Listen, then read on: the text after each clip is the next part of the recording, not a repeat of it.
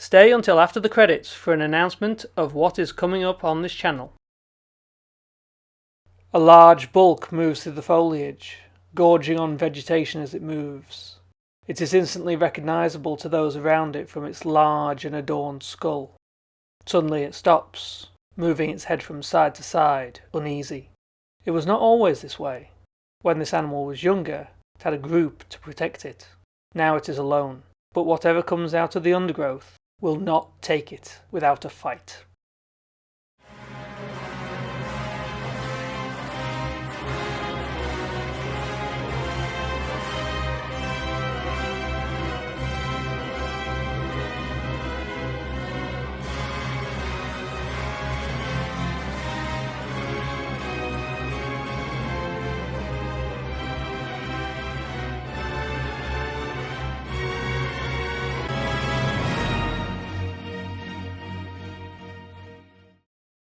Welcome to this dinosaur profile on Triceratops. Being a North American dinosaur, Triceratops was, of course, involved in the Bone Wars, but the first bones were found in 1872, about 5 years before the rivalry really kicked off.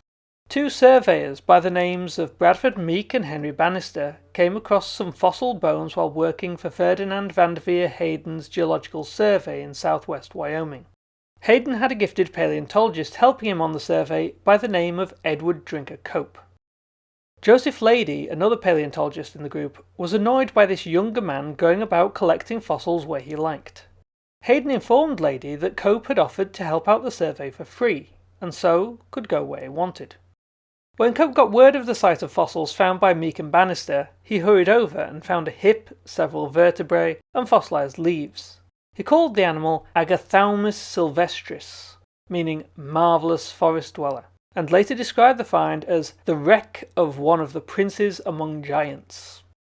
In 1873 he described Polyonyx from Colorado and Monoclonius from Montana in 1876. Although Cope had found horn cores for both, and even a partial frill for Monoclonius, with little frame of reference he classified both as being hadrosaurs, and got several of the bones confused in trying to piece them together. Marsh would get in on this Ceratopsian thing well into the Bone Wars in 1888, and thanks to one of his best fossil hunters, John Bell Hatcher. I love characters like Hatcher. He apparently had a habit of showing up in isolated towns and visiting the bars. He was a talented poker player and would leave with enough to finance his fossil hunting. Sometimes this was not taken well and Hatcher was run out of the town. He worked with Marsh because he thought that Cope's field work left much to be desired, taking loads of bones without recording where they lay and trying to piece them together later. While in Montana, Hatcher sent Marsh some bits of skull including some horn cores. Marsh thought that this animal was similar to Stegosaurus, but with these two horns pointing backwards on its head. He called it Ceratops, meaning horned face. Also in 1888, a cowboy called Edmund Wilson spotted a monstrous skull with two big horns sticking out of the rock on the other side of a ravine. Being a cowboy, he lassoed the skull by one of the horns and tried to pull it out of the rock. It came free and fell down into the ravine, leaving a broken horn in the lasso. Wilson took the horn to rancher and fossil collector Charles Guernsey, who told Hatcher, who told Marsh. Marsh wrote back to Hatcher to get the rest of that skull. Marsh was in a hurry to publish, so he began describing the skull while it was still being prepared and parts were still obscured by rock. He named it Ceratops horridus, the species name meaning rough. By 1889, with more preparation, the third horn was discovered on the nose. Marsh then decided to change the name to Triceratops horridus, three-horned face. It was also in this year that he realised that a pair of horns found near Denver back in 1887 that he had thought came from a bison were actually from this genus of dinosaur, creating Triceratops alticornis. With these two species, and recognising the similarities between his Triceratops and Cope's Agathalmus, Polyonyx and Monoclonius, Marsh decided to create the Ceratopsian suborder and the Ceratopsid family based on his original Ceratops name. He then started adding species to his genus, naming T. flabellatus and T. gallius. In 1890, Marsh described T. prorsus, T. serratus, and T. sulcatus. In 1891 he gained one by adding T. alatus, but assigned T. flabellatus to its own genus, Sterholophus. In 1898 Marsh also added T. calicornis and T. obtusus. Marsh had been working these into a massive ceratopsid monograph, but died in 1899 before it was completed. Hatch took the project up, but also died in 1904, leaving it still unfinished. It was then taken up by paleontologist Richard Swan Lull. He found 2 ceratopsid skulls in the notes that Hatch had been working on. One was named T. brevicornis and only needed to be published. The other was a new genus, had been identified and described, but not named. Lull decided to call it Diceratops hatcheri, to honour the man who had done most of the work. When the monograph was finally published in 1907, Alticornis, Gallius and Sulcatus had been excised, and it proposed 2 main groups of Triceratops, one exemplified by T. horridus, prorsus and brevicornis, and the other by alatus and calicornis. By 1933, Lull was trying to consolidate this idea by defining the horridus group as having large skulls, and the alatus group as having large brow horns and small nose horns. He reassigned Diceratops hatcheri to Triceratops hatcheri, and put it and obtusus in their own group as just having a small nose horn. Not grouped were T. serratus, Marsh's Sterholophus, that had been assigned back to Triceratops flabellatus, T. ingens, described in 1915, and T. maximus, described in 1933.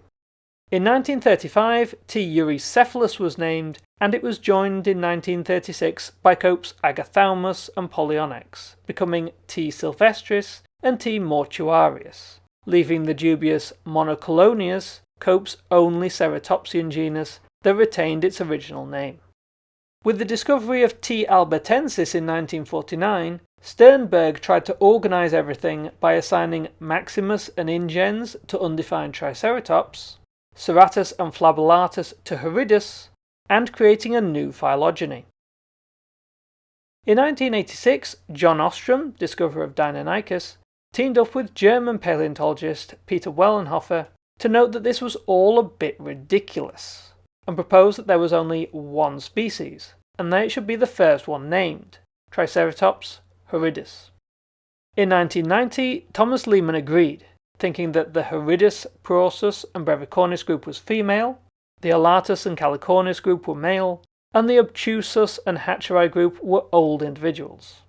Eurycephalus, sylvestris, mortuarius and albertensis had all been assigned to general Triceratops sp. Catherine Forster thought differently in 1996, folding most of the Triceratops species into T. horridus and T. brevicornis into T. prorsus. She advised that T. hatcheri was different enough to have its own genus. This was Nedoceratops in 2007, although this was not the end of its story. Forster was happy with these 2 species, although admitted that this might still be a difference of male and female. John Scanella and Denver Fowler concluded that the stratigraphic difference between where the 2 groups came from suggested that they truly were different species, and that brings us up to where we are now, with 2 species of Triceratops. Until Gregory S. Paul jumped in, naming the Canadian Triceratops zerinchularis a Triceratops in 2010. But this has pretty much been ignored. If you've watched my other videos, I think you can come up with a few reasons. So for now, locked in, Triceratops horridus and Triceratops prorsus. A dinosaur as eye-catching as Triceratops did not take long to be pictured. One of the most influential was the painting by Charles R. Knight in 1901. Triceratops was also brought to the silver screen by The Lost World in 1925, the first dinosaur-orientated film. It also included an Agathalmus, Cope's first ceratopsian. The film was lauded for its stop-motion special effects by Willis O'Brien, who would later work on King Kong.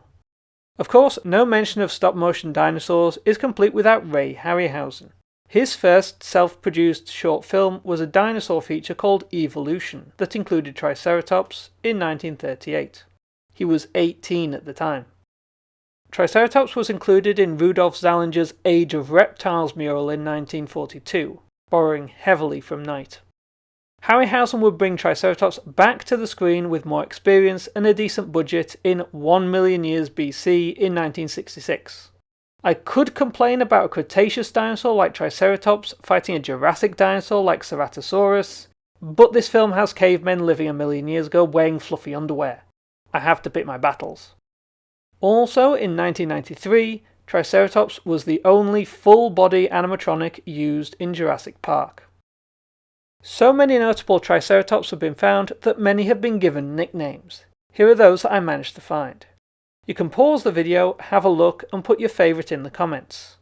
2 of mine are Fafnir, named by the granddaughter of Richard Wagner after the Dragon of the Ring cycloperas. The other I just find nice, Triceratops. But I'm going to focus on 2 others, Hatcher and Big John. Hatcher was the first museum Triceratops. It went up in 1905 after enough pieces of a similar enough size were identified and collected for a full skeleton to be constructed in the National Museum of Natural History in Washington, D.C. This Triceratops was named Hatcher after the fossil hunter and was the only exhibited Triceratops for over 20 years. Hatcher was made of 10 individuals, so he had a few proportional problems. His skull was too small, his front legs were different lengths, and his hind feet came from another Ceratopsian, one that had less toes than Triceratops. The bones were not treated any better than the Bernissart iguanodon had been, having holes drilled through them and being bolted together. They were in such a state no one wanted to touch them. Apparently in 1996 a visitor was looking at Hatcher when she sneezed and there was a massive bang as the back end of Hatcher's hips fell off. It turned out that Hatcher was suffering terribly from pyrite disease, a fossil-destroying buildup of pyrite that can happen when fossils are not carefully treated and maintained. This prompted the other dinosaurs in Fossil Hall being examined, and they were all in bad shape. Conservators began taking them down in 1998 to be replaced by laser-scanned replicas, and Hatcher was the first. The bones were resized to the correct proportions and mounted in a more accurate posture in 2001. As of 2019, Hatcher has been in the Deep Time exhibit, being fed on by a Tyrannosaurus. Big John, another important Triceratops, was uncovered in South Dakota in 2014. The skeleton was about 60% complete, but the 75% complete skull caught the headlines. It was called Big John after the ranch's owner. The 2.6 meter long skull was the largest ever found for a Triceratops. Hearing about this should have been amazing, but by the time it came to my attention, the story had taken a turn. The fossil collector who had found Big John, Walter Stein, was the founder of Paleo Adventures, a commercial fossil collecting company. The skeleton was displayed in summer of 2021, with the intention of putting it up for auction later that year. With interest in dinosaur fossils growing among multimillionaires and billionaires, museums have been priced out, and scientists are rarely ever let into private collections to examine the fossils, if they are properly cared for and have not crumbled to dust. Big John's size indicated that he would sell for a huge amount, and that he would be lost to science and the public. If you haven't guessed, I hate commercial fossil hunters. All scientific endeavour requires funding, but private ownership of rare and important fossils removes any real value that they have. Many Cretaceous sauropod bones have been found on the Isle of Wight, but in researching them I found very little information. This is because the owners of the land on which these fossils have been found have kept them in private collections. Paleontologists look at photographs showing the fossils and make what determinations they can because they are denied access to what may be new species of British dinosaurs. I also do not understand the motive of keeping these fossils away from scientific examination. It's like owning a unique ancient book written in a language that you can't read. In October 2021, Big John went up for auction, expected to reach about $1.5 million. He eventually sold for $6.6 million, the most expensive non-Tyrannosaurus fossil ever sold at auction at the time. This was blown out of the water by the Stegosaurus apex selling for $44.6 million in mid-2024, the most expensive fossil auctioned ever. Big John's buyer was anonymous, and Stein stated, "I would have felt better about it had it gone to a museum, but hoped that the owner would display it publicly. I would have liked to remind him that he would have felt better and wouldn't have to hope if he had auctioned it off to just museums. Fortunately, this story had a happy ending. The buyer turned out to be Siddhartha Pagidipati, a businessman from Tampa in Florida. He bought Big John with the intention of it being displayed in the Glazer Children's Museum in Tampa as a way of giving something back to the community. During 2022, paleontologists were allowed to examine the skeleton and found a strange lesion on the frill, among other things. Using an electron microscope, it was determined that this mark was made about 6 months before Big John died, and could have been from a tyrannosaur tooth or another Triceratops. This examination would not have been possible in a vast majority of private collections. In May of 2023, Big John was on public display in the museum. So the largest Triceratops in the world is not in some national museum in a domed hall, it's in a 3-story children's museum, and that just seems really sweet to me. Beginning the biology section with size. While Triceratops is a common dinosaur in late Cretaceous rocks in North America, this is mostly skulls and body fossils are rare. Horridus, a Triceratops skeleton discovered in 2014, is the most complete at 85%. When put together, it measured about 7 meters, and other reconstructions have used this as the average adult size. Big John itself is estimated to have been about 8 meters long, although some have claimed that it and other bits and pieces could be reconstructed as a 9-meter Triceratops. As Triceratops and all ornithischians did not have bird-like air sacs and hollowed out bones, its weight is rather more easy to calculate, though still with the huge margin that comes with extinct animals. Using my normal polynomial go-to, Horridus would have weighed about 3.3 tons, an 8-meter Big John about 5 tons, but a massive, possible 9-meter Triceratops would have weighed around 7 tons. These were big, hefty animals. Triceratops' hind foot had 4 toes, each ending in hooves. The hands were very different than those of sauropods and stegosaurs, Triceratops having evolved from 2-legged ancestors like Psittacosaurus from the early Cretaceous. They were more like the hands of ornithopods, feet modified from hands. Each manus had 5 digits, the first 3 with hooves. Digits 4 and 5 were rather vestigial, 4 bearing no weight and 5 not touching the ground at all. The 5th digit also only consisting of 1 bone. The others that you can see here are hand bones. While Triceratops data is fragmentary, in 1958 an articulated foreleg of a Chasmosaurus was uncovered. Later computer modelling showed that previous interpretations of an upright or a sprawling stance did not match the large chest of the animal or the track evidence, but an intermediate stance did. Again, this is unusual among dinosaurs due to the way Ceratopsians became quadrupeds. The hands were slightly inverted, pointing inwards, so the 2nd digit pointed forwards. Triceratops would have been very similar, having a slightly plodding motion due to its slight sprawl at the front and its large belly restricting the movement of its hind legs.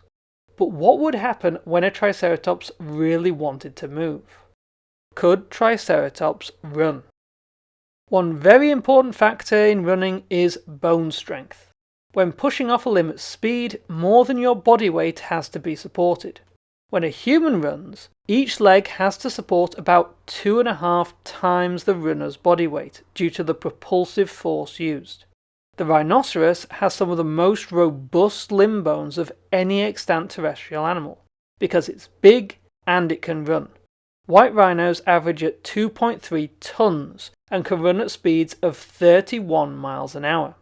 Some work by Per Christiansen and Gregory S. Paul in 2000 concluded that Triceratops had sufficient bone strength to move at speed.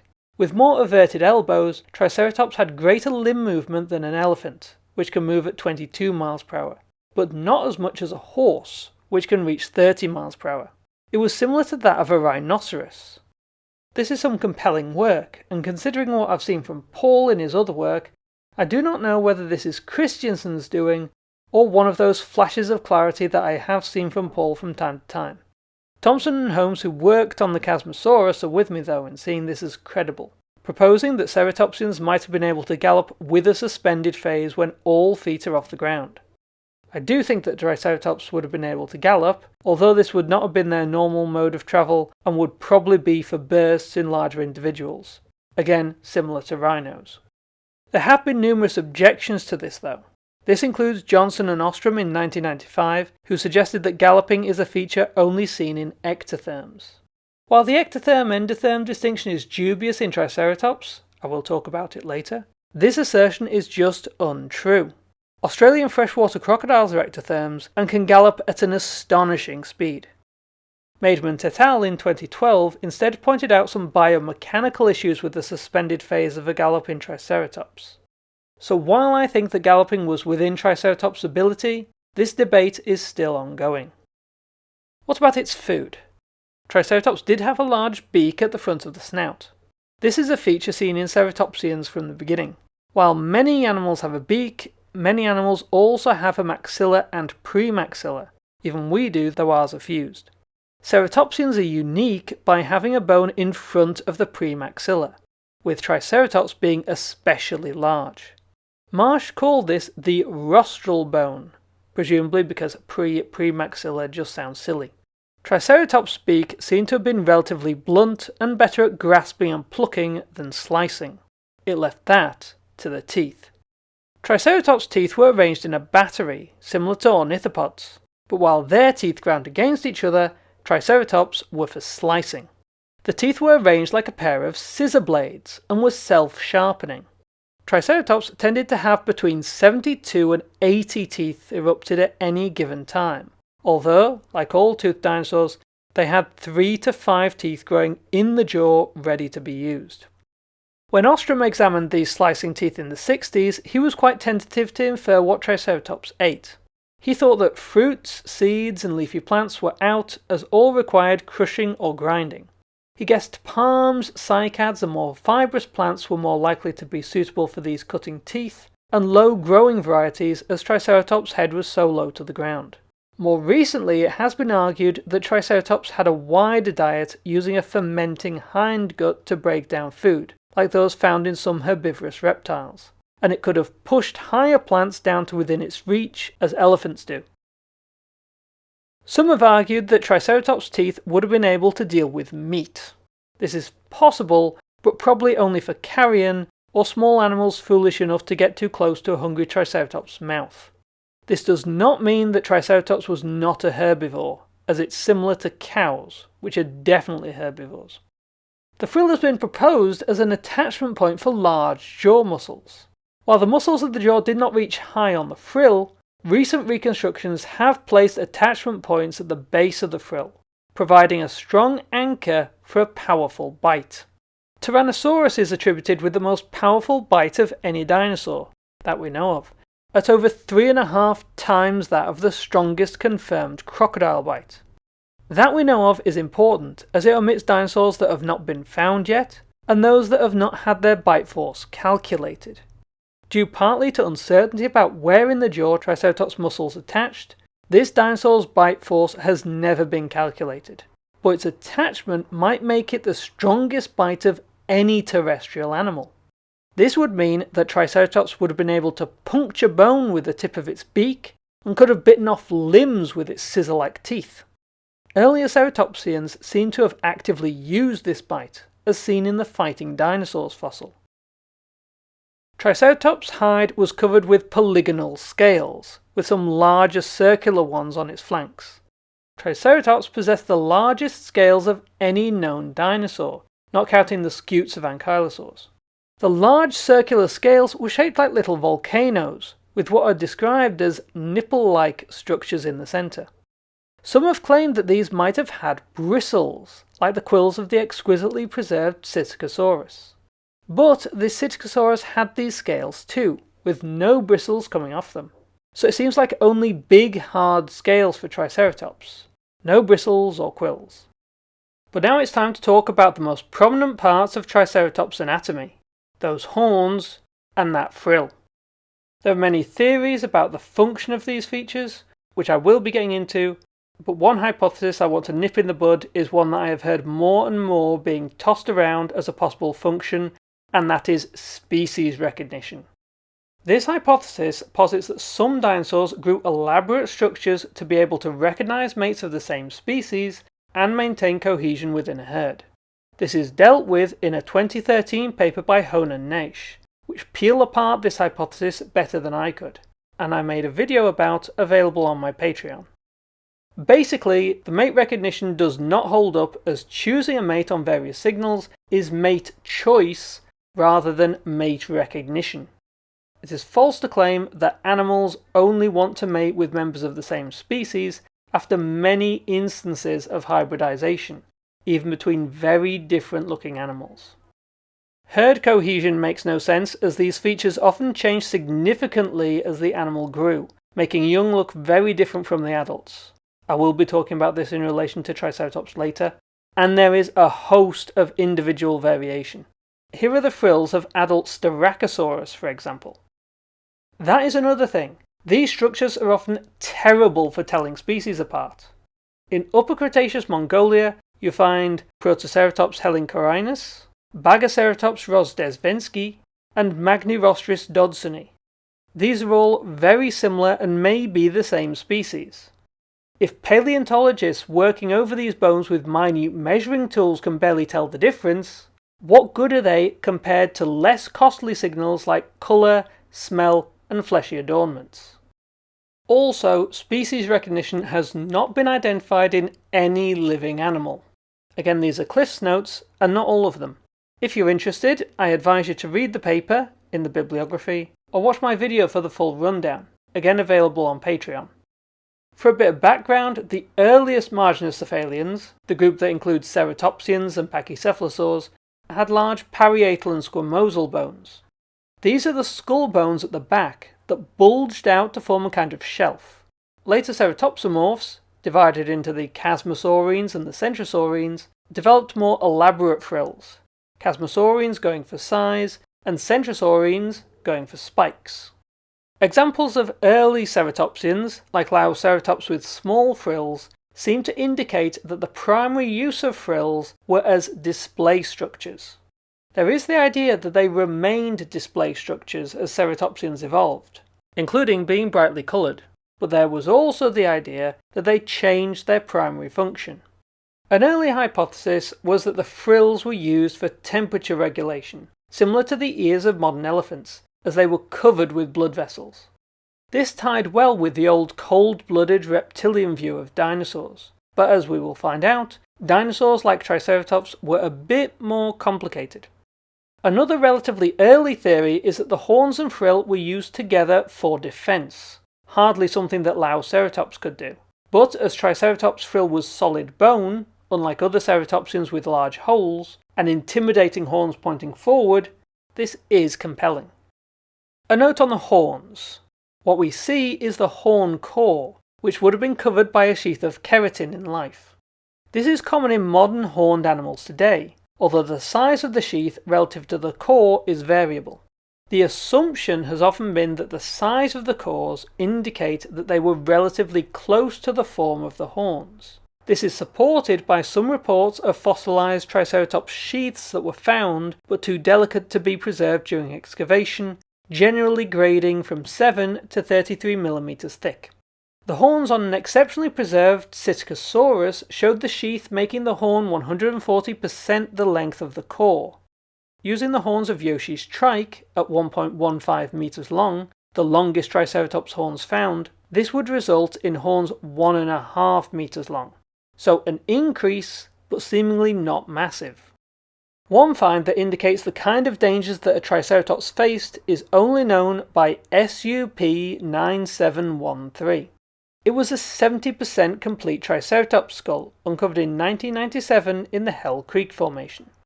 There was little weathering to the skull, which made the injuries stand out.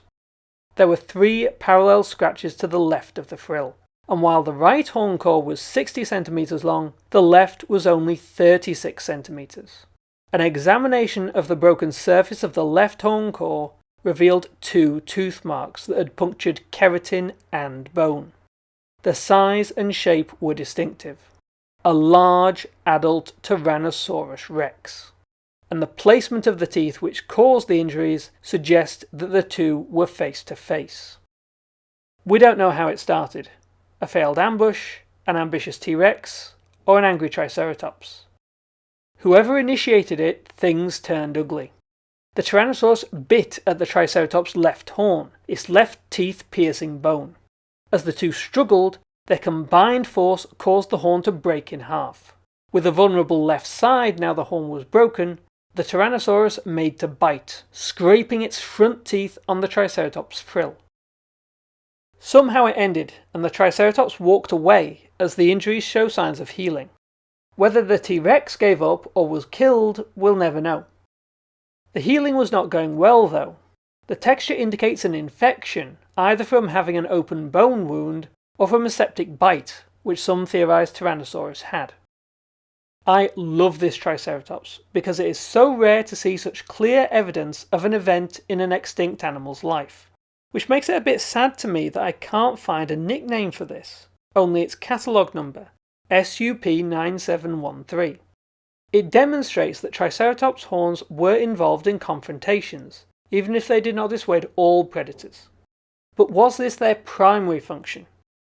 Well, to assess these two Chasmosaurian post-orbital horns as defensive weapons, I'm going to compare them to the centrosaurian nasal horn of Styracosaurus. These both had large tyrannosaurids trying to eat them, Tyrannosaurus for Triceratops, and Gorgosaurus and Daspletosaurus for Styracosaurus. For the latter, the nasal horn would have been an effective defensive weapon. By lowering its head, the Styracosaurus would point the horn at the predator, and by bobbing its head up and down, it could thrust the horn into the Tyrannosaur's belly. Triceratops' brow horns point forward, projecting more of an obstacle than Styracosaurus, but more difficult to wield effectively. Head movements would not be enough to stab the predator. Triceratops would have to thrust like a fencer, using its whole body and committing to an attack. Not out of the realm of possibility, but dangerous against a Tyrannosaur. Going in that close, you would better get it right first try, as you would be lucky to get a second. There is an interesting fact about SUP9713, the Rex attack survivor. It had an unusually large nasal horn.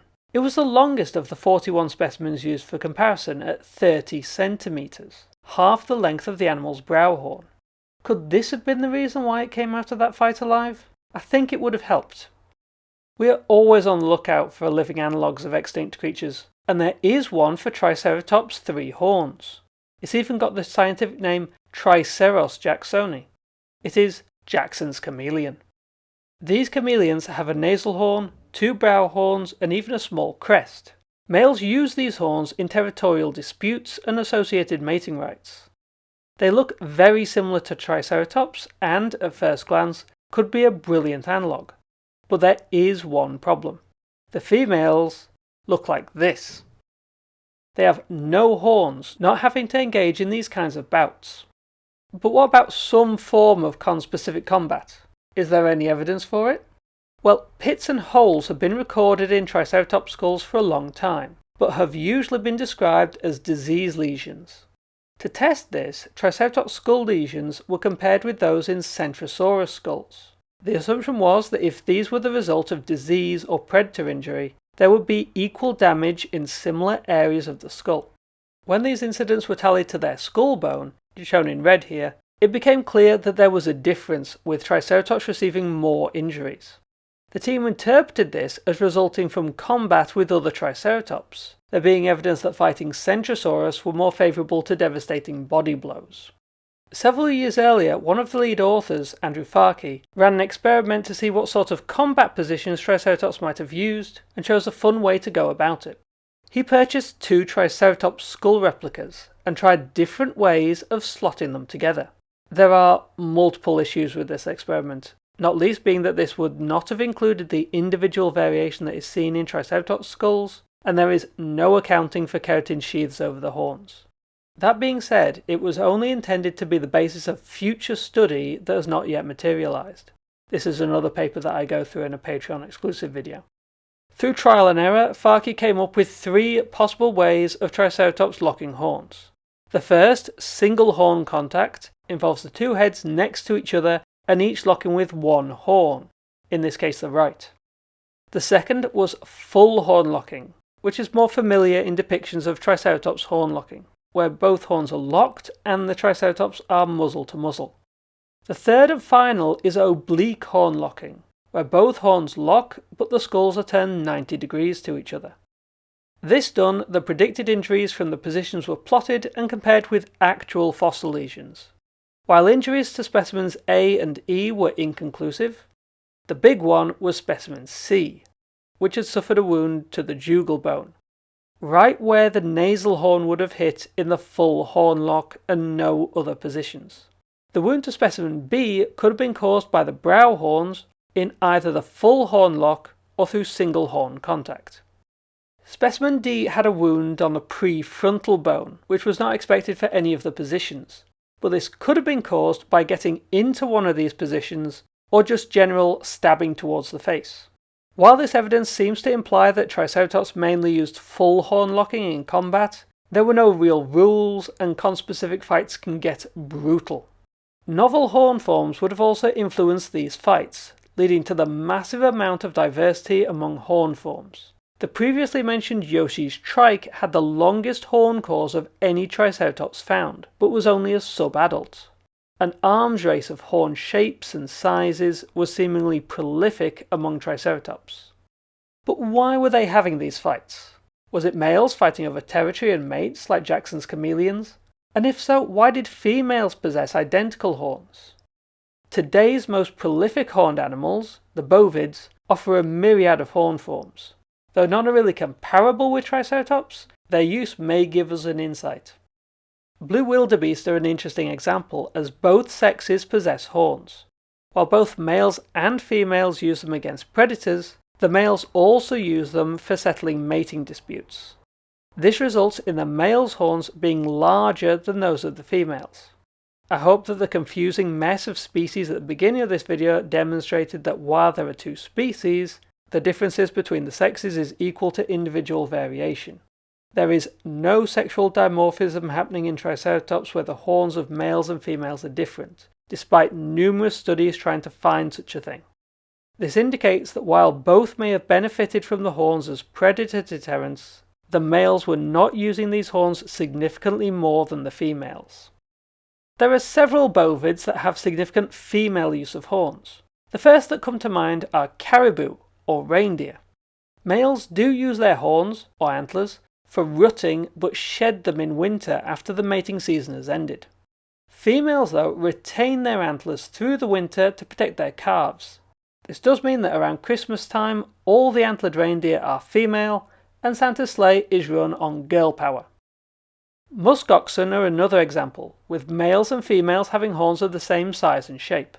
While males tend to be aggressive and dominant during the rutting season, females take charge during the winter, deciding how far the herd move and where to spend the night. To me, it seems that the horns of Triceratops were primarily being used for interest-specific combat, that is, fights with other Triceratops. While this probably picked up between males during the mating season, females also had impressive horns, and likely used them in disputes over territory and/or hierarchy, possibly with males as well as females. In this context, the solid frill becomes a protective structure, preventing the body from being stabbed during these head-on fights, as seen by the numerous injuries to this part of the skull. These bouts would likely have been less deadly than the body blows indicated by the fractured ribs of Centrosaurus, Pachyrhinosaurus, and Chasmosaurus. In the context of Ceratopsian social situations, there is a lot of evidence for gregarious behaviour. There is the Hilda megabone bed in Alberta, with possibly thousands of Centrosaurus individuals. Other Ceratopsians that have appeared in large bone beds include Agujaceratops, Anchiceratops, Ionosaurus, Pachyrhinosaurus, Styracosaurus, Torosaurus, and Zuniceratops. Although Triceratops was the most common dinosaur in late Maastrichtian North America, only solitary specimens were found throughout the 19th and 20th centuries. The first group was found in 2005 in southeast Montana. It contained at least 3 individuals: a young adult, a subadult, and a juvenile. Another Triceratops bone bed was found near Newcastle in Wyoming. This had at least 5 individuals, one of which was a mature adult, and 2 were subadults. A third in southern Saskatchewan included one adult and one juvenile. This indicates that some Triceratops probably moved in small herds, which could have been family groups, on a long-term or temporary basis. Many or most, however, would have been solitary. While there are no fossilized Triceratops eggs, there are many of Protoceratops. If Triceratops had similar, they would have been elongate with soft leathery shells. As shown by the bone beds, babies needed protection. Late Cretaceous North America was a dangerous place. In 2006, John Horner and Mark Goodwin looked at the different growth stages of Triceratops and how their skulls changed. Babies had a very small frill with tiny upward pointing horns. Small juveniles had larger frills with upward curving horns. At this stage, the epoccipitals, those pointed bones on the edge of the frill, were separate from the frill. Large juveniles had a proportionally shorter and wider frill with longer upward turned horns. The epoccipitals also started to fuse to the frill. In subadults, the epoccipitals became fully fused to the frill, and the horns began to point forward. The epoccipitals became overgrown in adults. They also developed a longer face and their nasal horn grew noticeably. We would normally be able to correlate these stages with age by counting the growth rings of the long limb bones, like rings of a tree. Unfortunately, Triceratops experienced constant growth, so left no rings. The species Pachyrhinosaurus peritorum, however, lived in a harsher environment. Their bones left rings during the winters when food was scarce. They reached their maximum size of about 5 meters long in 9 years. It's difficult to determine whether this was the same with the much larger Triceratops, but it probably wasn't too far off. There are indications that Ceratopsians were mesothermic, starting with a high metabolism and fast growth rate before slowing down as they approached adulthood and their bulk could retain more heat. This is also consistent with the growth rings observed in some Pachyrhinosaurus, while northern species probably maintained a high metabolism to keep warm during the winter. What the change in skull shape tells me is that Triceratops started with upward turned horns to fend off predators, probably using them like Styracosaurus' horn until older individuals could intervene. This would also help juveniles to practice fighting without severely hurting each other. In 2009, John Scannella proposed a further growth stage of Triceratops, Torosaurus. This hypothesis was published in 2010 with the previously mentioned John Jack Horner proposing that in the latest stage of life, Triceratops' frill underwent a rapid phase of growth to signal their high social status.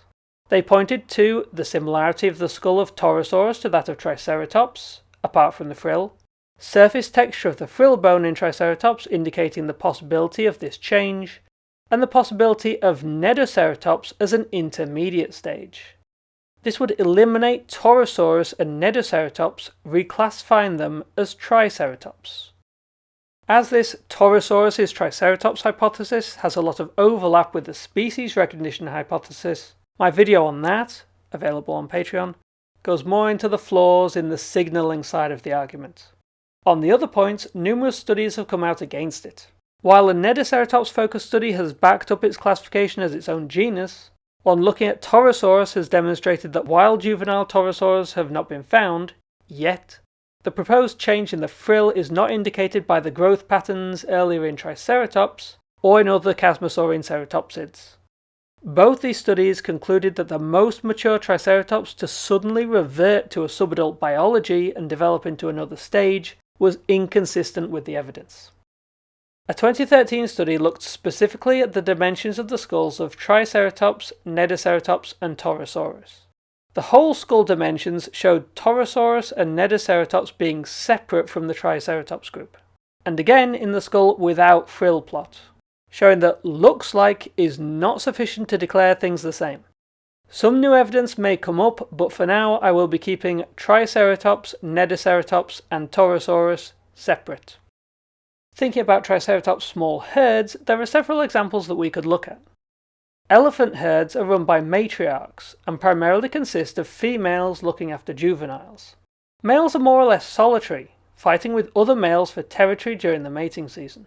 In situations where there are few old males around to keep order, the younger males will often go too far and fight with females. A pride of lions are organised differently. There are several lionesses and up to 4 lions, with various mating privileges. The lion's main role is to protect the pride, and particularly their cubs, from other lions. Packs of wolves in the wild are basically a nuclear family, led by a father and mother. Spotted hyenas form a very socially complex clan. The structure is very hierarchical and based on heredity. The clan of up to 80 individuals are usually led by females, which pass on leadership to their daughters. A pack of wild dogs is one of the most complex groups. Usually a nuclear family, conditions can cause several to join together to form a group of hundreds. There are strict and separate hierarchies for males and females, and only the dominant male and female mate. So there are many social options available to animals today. These examples are from mammals, mostly carnivores, so Triceratops probably had fewer social complexities. I think that the fights between Triceratops were probably for status within a group.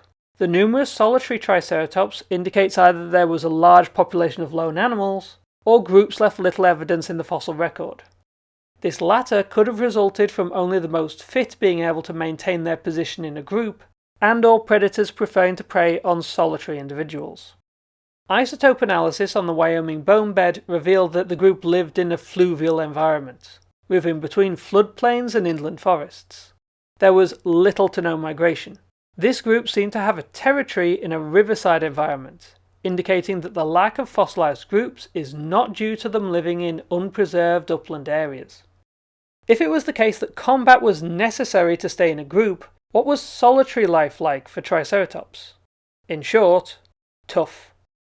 A 2020 study looked at the brain case and ear canal of Triceratops.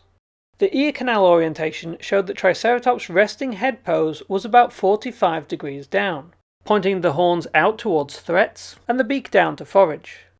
The proportions of the canal were also surprisingly small.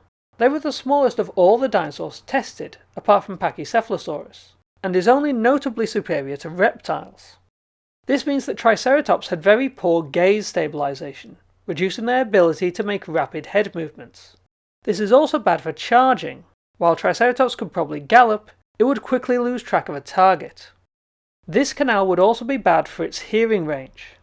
In a graph of hearing ranges of other dinosaurs, it comes second to last, only beating Prorsus, a basal nodosaurid, and Cumbarosaurus, an even more basal ankylosaur. This would have reduced Triceratops' ability to hear an attacker coming, and make it more susceptible to being crept up on. Triceratops' eyes have not been a focus of much study as far as I'm aware, but their placement has been remarked upon. They're placed on the sides with no overlap. This is fairly common in most herbivorous animals to give a wide field of view, but Triceratops' massive frill blocked a good portion of that. It could not see what was directly in front of it, and could not even turn its head properly to see over its shoulder. To investigate smell, the olfactory bulbs were measured in relation to the brain as a whole and the size of the animal. Triceratops underperformed once again. In direct comparisons, it fared worse than hadrosaurs, Corythosaurus, and Hippacrosaurus. It was only slightly better than the pachycephalosaur Stegoceras. So a lone Triceratops could not hear well, had significant blind spots, and had a poor sense of smell. This would have made it vulnerable to ambush attacks. But if a Triceratops did spot a predator, what would it do? When confronted, a Triceratops, and other animals, really have 3 options: run, stand, or attack. Against the dromaeosaurs and troodontids of late Cretaceous North America, a fully grown Triceratops had little to fear. But the most common predator, Tyrannosaurus rex, was another matter. An adult Triceratops weighing about 5 tons would provide over 3.8 tons of edible meat. A thorough weight calculation gave Wankel, or the nation's T-Rex, a weight of 6 tons, and the bulkier Stan a weight of 7 tons.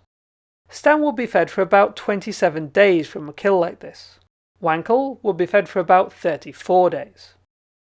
A Triceratops upon spotting a Tyrannosaurus might run. Triceratops, as a low quadruped, could turn more sharply and might have had a slight speed advantage. The problem is that it would open up Triceratops' undefended back and flanks. The chase would have to be over quickly, as Triceratops with conventional lungs would get winded faster than a theropod with more efficient air sacs. Stand was probably more effective than attack, considering Triceratops' lack of binocular vision and poor gaze stabilization. Keeping its head lowered, Triceratops' frill would have been on full display, and its long horns acting like bayonets, keeping the attacker from striking. With its poor senses, Triceratops was probably jittery, and likely to make these kinds of aggressive displays with little provocation, like black rhinos. Whatever, Triceratops would not have been an easy kill. We learned earlier how one actual fight between a Triceratops and Tyrannosaurus went. When looking at the pre-Triceratops dinosaur park formation, 14% of hadrosaurs have tyrannosaurid tooth marks, compared with just 5% of ceratopsians. Predators are conspicuously risk-averse. A prey animal only needs to escape an encounter alive to win. A predator needs to finish an encounter alive and fit enough to hunt again, regardless of whether it gets its prey. Tyrannosaurus would have been similar, after the young, old, or sick. It has been proposed, and there is some evidence, that Tyrannosaurus hunted cooperatively to increase their chances, but lions in well-coordinated prides have a success rate of less than 30%.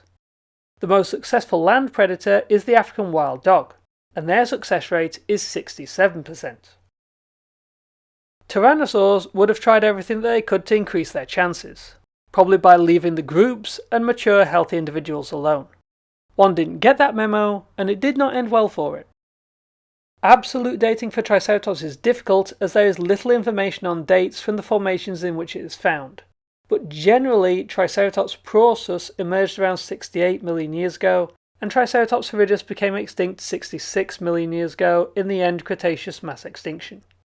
In the Maastrichtian, the last stage of the Cretaceous, the Western Interior Seaway, which had separated Western Laramidia from Eastern Appalachia, had closed. This left swampy lowlands and coastal and flood plains. The climate was generally warm and humid all year round. There are 6 main formations where Triceratops has been found. The Denver Formation is located in Colorado. It's mostly above the KPG boundary and younger than the end Cretaceous mass extinction, but the lower layers are full of dinosaurs. In addition to Triceratops, there is another marginous cephalian, Pachycephalosaurus. There was the common hadrosaur Edmontosaurus, and 2 theropods, Ornithomimus and Tyrannosaurus.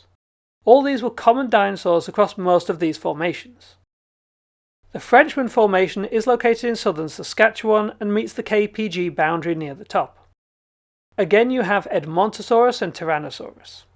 There is another ornithopod called Thessalosaurus, also often found alongside Triceratops.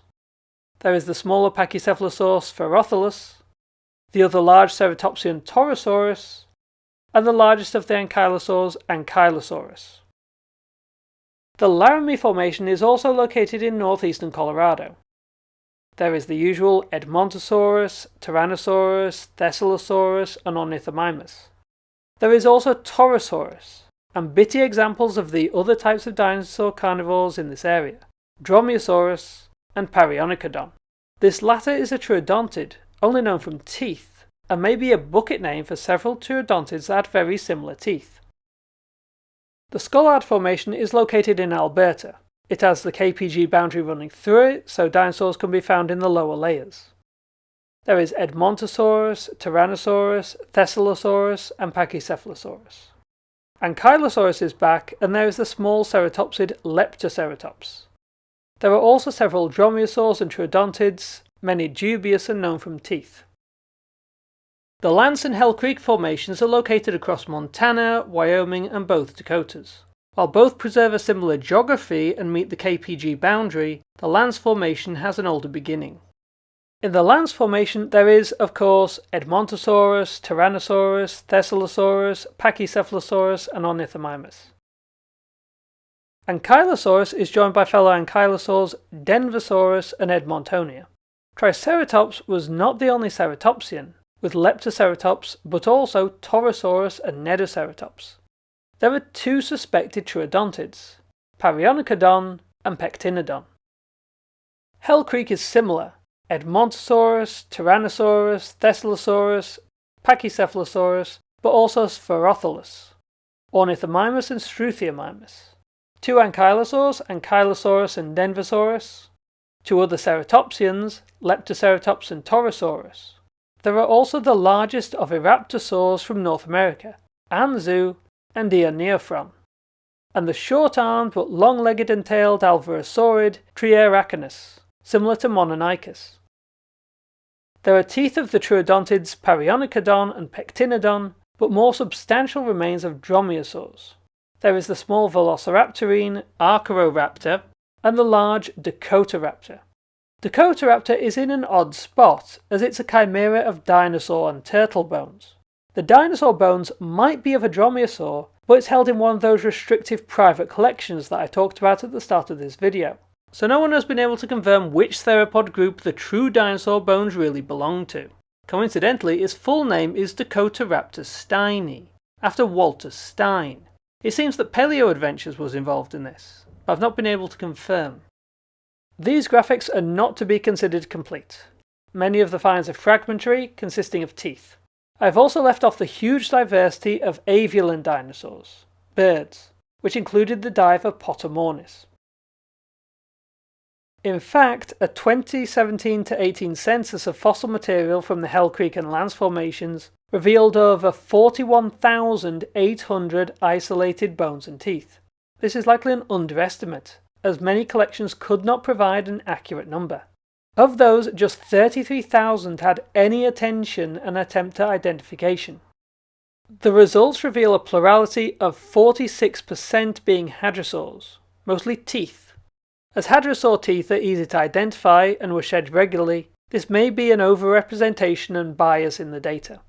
One animal can only leave one skeleton, but it can leave lots of teeth over its lifetime. Of associated or articulated material, 653 specimens were counted, and this produced a majority of ceratopsid specimens. 325, a whole 50%, were Triceratops. This is also not without bias, as large-bodied animals are more likely to be found, and Triceratops' skull is particularly hardy and likely to be preserved. What all this comes down to is that Triceratops was a significant part of its ecosystem, while telling exactly how numerous it was is difficult. A 2011 census of Hell Creek focused on large-bodied dinosaurs in an attempt to reduce the preservation bias. Looking at Triceratops, Tyrannosaurus, Edmontosaurus, Thescelosaurus, Ornithomimus, Pachycephalosaurus, and Ankylosaurus, again Triceratops came out with plurality, with 40%. Breaking this down into the lower formation, the two mid-level lag deposits, and the upper formation, Triceratops never drops below 28%, and is most numerous in the 3B1 deposit and the upper formation, with 23 individuals. The latter of which it's only one of 3 dinosaurs, and is the majority of the population. But this gradual decline in diversity is also indicative. In 2021, a study examined the diversity of major dinosaur groups, not just in the Maastrichtian, but over 34 million years before the KPG mass extinction. Using the fluctuations of the diversity of ceratopsids, hadrosaurids, ankylosaurids, tyrannosaurids, troodontids, and dromaeosaurids, they found how these groups affected each other. The theropods were mostly not affected by the diversity of other groups. Each carnivorous group suffered a decrease in the rate of diversity after the emergence of a new species in the group. Tyrannosaurids were most affected by this. The herbivores, however, were more interconnected. Ceratopsid diversity only affected ceratopsids, while increased hadrosaur diversity increased the extinction rates of ceratopsids and ankylosaurids. This could have been due to the wide range of foods that hadrosaurids could process and reach. High-growing vegetation was only accessible to hadrosaurids, but if their high diversity drove them to eating lower-growing plants, this would have reduced the food for other herbivores. Ankylosaurid diversity, however, increased the speciation of all herbivores. While evidence has suggested that ankylosaur clubs were used against members of the same species, this indicates that it was also used against predators, and was so effective that more of them provided a predator deterrence for all herbivores. During the Campanian stage, the extinction rate for every group exceeded the speciation rate. This resulted in a drop in diversification across the board. By the Maastrichtian, all groups were in decline. This has been linked to a cooling period by the late Cretaceous. If large-bodied dinosaurs like Triceratops and Edmontosaurus were mesothermic, and relied on their mass to retain heat during the night and times of cold, then prolonged years of cooler temperatures would kill them slowly by degrees. I did not intend that pun. Alternatively, if dinosaur sex was determined by external temperature during incubation, like crocodiles and turtles, then a temperature change could have led to an unequal sex distribution. Either or both could have led to the rise in extinction rates. Early analyses of data like this posited that the non-avian dinosaurs' extinction was either complete before the Chicxulub impact, or that the impact would not have made a difference. However, dinosaur diversity was not in the straits it was during the Coniacian-Santonian stage boundary around 86 million years ago, indicating that these dinosaur groups had a very real chance of bouncing back. But that was not to be. One of the most extraordinary finds in Hell Creek is a site called Tanis in southwestern North Dakota.